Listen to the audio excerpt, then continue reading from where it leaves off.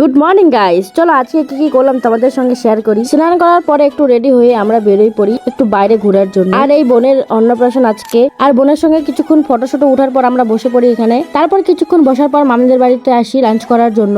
আর লাঞ্চে ছিল ভাত আর মিষ্টি কুমড়োর সবজি। খাওয়া দাওয়ার পর একটু ঘুরতে বেরোই, আর এরকম গ্রিন ওয়েদার আমার খুবই পছন্দের। তারপর কিছুক্ষণ ঘোরার পর আমরা যাচ্ছি ছোট মামিদের বাড়ি। আমরা এসেছিলাম বড় মামিদের বাড়িতে, আর এখানে এসে তো আমাদের শুরু হয়ে যায় আম পাড়ানো। তারপর গাইস আম মাখা বানানো হয়, তারপর সবাই মিলে আম মাখা খাই। আর আম মাখা খাওয়ার পর বিকেলে আমরা বেরোয় হচ্ছে হলদিবাড়ি বাজারে যাওয়ার জন্য। আর কেন হলদিবাড়ি বাজারে যাচ্ছি সেটা তো বলাই হলো না। আমরা যাচ্ছি হচ্ছে অন্নপ্রাশনের জন্য জিনিস কিনতে, মানে বোনের জন্য কিছু জিনিসই কেনা হয়নি। প্রথমে তো এসে আমরা চলে আসছি একটা কাপড়ের দোকানে, আর এখান থেকে দিদা জামা নিয়ে নেয়। আমাদের এখানে কিছু পছন্দ না হয় আমরা অন্য জায়গায় চলে আসি, মানে বাসনের দোকানে চলে আসি। বাসনের দোকানে কিছু বাসন দেখার পরেও আমাদের পছন্দ হয় না, আমাদের কিছু পছন্দ হচ্ছিল না, তাই আমরা চলে আসলাম কসমো বাজারে। তারপরে এখান থেকে জামা নিয়ে নিই। গাইস আজকের মিনি ব্লগটা এখানে শেষ করছি, কারণ 1 মিনিটের বেশি ভিডিওটা হলে আপলোড হতে চায় না, এর জন্য এখানে ভিডিওটা শেষ করছি। গাইস দেখা হচ্ছে আবার পরের ভিডিওতে, বাই বাই।